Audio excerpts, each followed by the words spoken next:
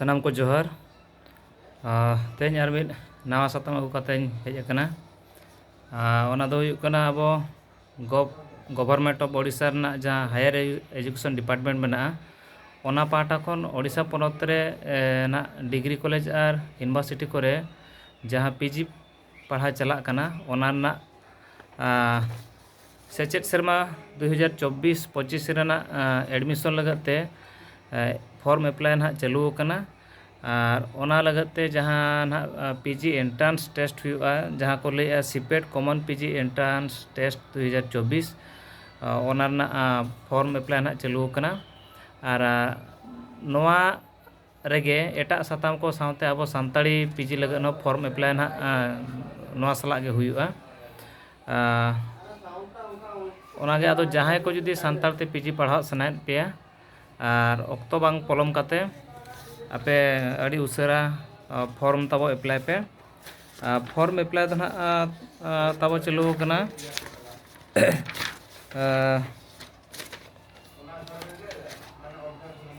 18/5/2024 खना एथोब अकना और ओना लास्ट डेट तो हुयुग कना 27/5/2024 ओनाते ऑक्तो बांग पलम काते अड़ी उसरा आपे फॉर्म एप्लाई पे और ओना फॉर्म एप्लाई रेना वेबसाइट दो हुयुग कना www.samsodisha.gov.in दोड़ा ओना साइड लैया www.samsodisha.gov.in नोआ साइड चला करते आपे सीपेट 2024 मेन दो कॉमन पीजी एंट्रांस टेस्ट 2024 रे आपे फॉर्म पे पेरेज दाड़ेया सानताड़ी ते पीजी पढ़ा लगन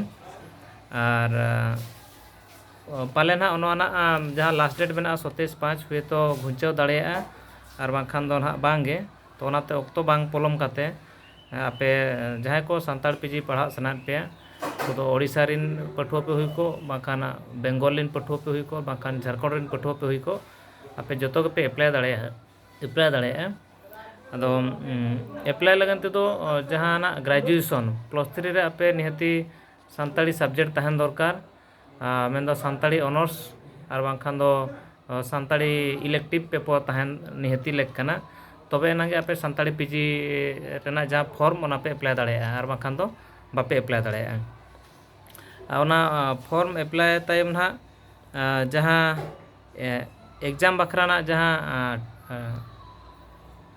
टिकेट में दो एडमिट कार्ड जहाँ ओडोका ओना दो ना डेट दो फिक्स उतर कना 22 जून 2024 नितोगा लेकाते दो पाछना तायम तो ओना बदल ओना बांग लैगो कना और जहाँ ना एंट्रांस हुआ सीपेट एंट्रांस बांग ना पीजी एंट्रांस ओना दो ना 3 जुलाई 2024 खन 14 जुलाई 2024 भीतर रेना हुआ और जहाँ को ना +3 नेस फाइनल ईयर पे एम का रिजल्ट तापे बांग ओडोको कना उनको हो आपे सानताड़ पीजी पे एप्लाई दाड़े उनको तो एपियरिंग रे पे एप्लाई और एग्जाम को एम तायम एग्जाम को एम माने एंट्रांस एम हुई परे आपे जहाँ ग्रेजुएशन रिजल्ट तापे ओडोका ओना दो 12 जुलाई 2024 खन 20 जुलाई 2024 भीतर रे आपे ओना जहाँ फाइनल रिजल्ट तापे ओडोका +3 रेना ओना आपे दोड़ा ओना साम साइड चला करते ओना पे एडा और जुदी ओना बापे एमा एनखान दो आपे रिजल्ट तापे बांग ओडोकोआ नोआ ना इन लैके और जहाँ को ना ओडिशा रिन पठुआ पे बड़ाय गे जुदी ना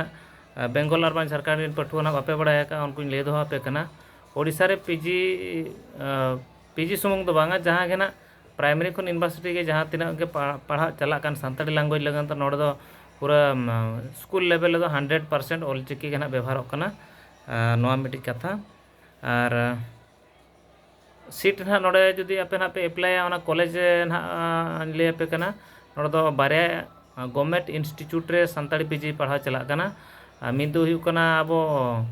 महाराजा श्रीरामचंद्र भोजदेव यूनिवर्सिटी बारीपदा नोडे दो 50 टी सीट रे सानताड़ी पीजी चालू कना दोसर दो हुयु कना एमपीसी ऑटोनोमस कॉलेज बारीपदा नोडे दो 32 टी सीट रे सानताड़ी पीजी पढ़ा चला कना अद जहाँ को इंटरेस्ट मेना पे ऑक्तो बांग पलम काते आपे अड़ी उसरा पे फॉर्म नोआ पे पेरेजा ᱥᱟᱱᱛᱟᱲᱤ ᱯᱤᱡᱤ ᱯᱟᱲᱦᱟᱜ ᱨᱮᱱᱟᱜ ᱟᱯᱮ ᱫᱟᱣ ᱯᱮ ᱦᱟᱛᱟᱣᱟ। ᱱᱚᱰᱮ ᱱᱟᱦᱟᱜ ᱯᱮ ᱞᱮᱠᱟᱱ ᱠᱮᱴᱮᱜᱚᱨᱤ ओडिशा ᱨᱮᱱ ᱯᱟᱹᱴᱷᱩᱣᱟᱹ ᱠᱚ ᱞᱟᱹᱜᱤᱫ ᱱᱟᱦᱟᱜ ᱡᱟᱦᱟᱸ ᱢᱤᱫ ᱫᱚ ᱚᱱᱟᱨᱥ ᱟᱠᱟᱨᱛᱮ ᱥᱟᱱᱛᱟᱲᱤ ᱚᱱᱟᱨᱥ ᱯᱮᱯᱟᱨ ᱫᱚᱦᱚ ᱠᱟᱛᱮ ᱜᱨᱮᱡᱩᱭᱮᱥᱚᱱ को ᱠᱚᱨᱟᱣ ᱟᱠᱟᱜᱼᱟ ᱟᱨ ᱛᱤᱱᱟᱹᱜ ᱜᱟᱱ ᱪᱚ ᱱᱟᱦᱟᱜ पास ᱢᱮᱱᱫᱚ पास सब्जेक्ट को हताव का पॉलिटिकल साइंस पास हुए बाखान हिस्ट्री जियोग्राफी पास हुए ओना साथे सानताड़ी ना जहाँ लैंग्वेज पेपर ओना तो बारया जहाँ को पे इदी का बाखान मिट्टी हो जुदी पे इदी का उनको पे एलिजिबलोआ मेन सानताड़ी ऑनर्स और सानताड़ी एमएल मेन दो एटा पास सब्जेक्ट ऑनर्स और पास सब्जेक्ट वाला आपे पे एलिजिबल दड़ेया ओना साथे ना जहाँ को ना मन करो पॉलिटिकल साइंस ऑनर्स पे इदी का और एमएल जहाँ नोड़े ओडिशा रे ना जहाँ एसीसी सानताड़ी चला कना ओना ना सानताड़ी पे इदी का उनको पठाव को लगा नासेनो एटकेटोणे ᱧᱚᱜ ᱟᱠᱟᱱᱟ ना निये जेखा ओडिशा गवर्नमेंट पाठा खन मिट्टी नवा नियम अगू कना ओना दो ना इलेक्टिव पेपर रे जहाँ को 24 क्रेडिट ना तहन कना जहाँ सब्जेक्ट रे ओना सब्जेक्ट तेगे उनी पीजी दड़ेया तो ओना लेकाते जहाँ पठाव को ना एटा ऑनर्स इदी काते एमएल ना जहाँ अब एसीसी सानताड़ी पे हताव का उनको पठुआ को ना फॉर्म एप्लाई रेना से एटकेटोणे ना हिजू कना आदो ओना आले ना यूनिवर्सिटी रेना जहाँ को मेना को गमके को सला ओना रोपड़ काते ओना ना सोल्हे लगले रिकैया आदो आपे ठेन नेहर तहन कना जहाँ को ना एटा ऑनर्स इदी काते पे ओलोक कना तो आपे जुदी ना आशा मेना गया सानताड़ ते पीजी पढ़ा रेना एनखान आपे फॉर्म दो रजिस्ट्रेशन का पे जेतु ना सोमवार माने लास्ट डेट ना मेना 27 तारीख तो इन ना आले रपड़ काते आर मिट्टी वीडियो माध्यम तेना आपे बड़ा होचो पे चे गानोक कना चे बांग गानोक कना आ जुदी ना बांग गानोक कना एनखान आपे ना जहाँ ऑनर्स सब्जेक्ट मेना ओना तेगे आपे तब पीजी पे तो नो नोकान कथा आ जुदी ना बल्ती जुदी जहाँ को नवा इदी काते ना बड़ा सना बोना इना फोन नंबर दो हुयुक कना 6372357371 नवा फोन नंबर ते आपे पे जोगाजोग दड़े जुदी जहाँ नवा सानताड़ी पीजी पढ़ाव बाबद ते ओडिशा पनत रेना जहाँ कॉलेज और यूनिवर्सिटी रे सानताड़ी पीजी पढ़ाव बाबद ते जहाँ को ना बड़ा सना बोना नवा नंबर ते इन पे कॉन्टैक्ट दड़ेयिया और आपे डाउट जहाँ तिना तहना इन ओनाई सोल्हे दड़े मेते नी आसोआ आदो नवा दो खाटो माछा वीडियो निना रगिन केचेदे और ऑक्तो बांग पलम कते जहाँ पठुआ को ताबन जहाँ के ओडिशा पनत झारखंड से बेंगल नोडे नोय ना पे आंजम के गया बारिया इंस्टीट्यूट मेन दो एमएससीबीडी यूनिवर्सिटी ओंडे 50 टी और एमपीसी ऑटोनॉमस कॉलेज 32 टी उना पीजी सीट मेना एनहो पठुआ नोडे पठुआ रेना अभाव मेना तो ओनाते नितो तो दाव ᱧᱟᱢᱚᱜ ᱠᱟᱱᱟ जेहेतु ग्रेजुएशन लेवल उना बांग को ओलोक कना तो हापेन दिन रे नोआ ना कॉम्पिटिशन हुयुआ आदो जहां को इंटरेस्ट मेना सानताते पीजी पढ़ा रेना तो नितो ताबो फॉर्म अप्लाई पे तायम ते ओना पीजी जहाँ लका वेस्ट बेंगल ले जहाँ जुदी बो नेला नासन ओना दैकिन लेया ओंडे जहाँ इᱧᱟᱹᱜ बाड़ाय ते जहाँ तना खबर ᱤᱧ हताव का ओंडे तो ऑनर्स गिद्रा हो जहाँ को ना ग्रेजुएशन रे सानताड़ी ऑनर्स को दोहा का उनको सानताड़ी पीजी रे सीट बाको ᱧᱟᱢᱮᱜᱼᱟ तो जहाँ मई बाबू को आपे अंते रे सीट बापे ᱧᱟᱢᱮᱜᱼᱟ सानताड़ पीजी पढ़ा लगन आपे ओडिशा हिजू पे नोआ जहाँ वेबसाइट लई के www.samsodisha.gov.in ओनारे www.samsodisha.gov.in नोआ साइट चला कते आबे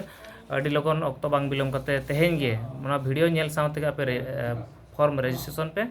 और सानताड़ पीजी अप्लाई पे एतब तो ना ग्रेजुएशन सब्जेक्ट खोज करना आमा चेन ऑनर्स मेना जुदी आपे सानताड़ी ऑनर्स पे एमए और इलेक्टिव दो जहाना को ना मेना एनका ना आपे पीजी सब्जेक्ट सानताड़ी ऑप्शन हिजू कना और जहाना ग्रेजुएशन ना जुदी ना बो नेल सानताड़ी ऑनर्स जहाँ को और तो खाली सानताड़ी सुमुंग ना बांग हिजू कना सानताड़ी एसीसी नोकाना हिजू कना एमआईएल हो सानताड़ी एसीसी और ऑनर्स ना सानताड़ी एसीसी ओना भीतर ना आलापे कन्फ्यूज ग्रेजुएशन रेना दो ना और पीजी रे ना पूरा सानताड़ी के ना देखाएगा सानताड़ी सब्जेक्ट के तो नोका लगा कथा और ऑक्तो बांग बिलम कते आपे तेहेन गे फॉर्म अप्लाई पे और सानताड़ी पीजी पढ़ा रेना दाव ताबो हता पे मा तबे सनाम को जोहार।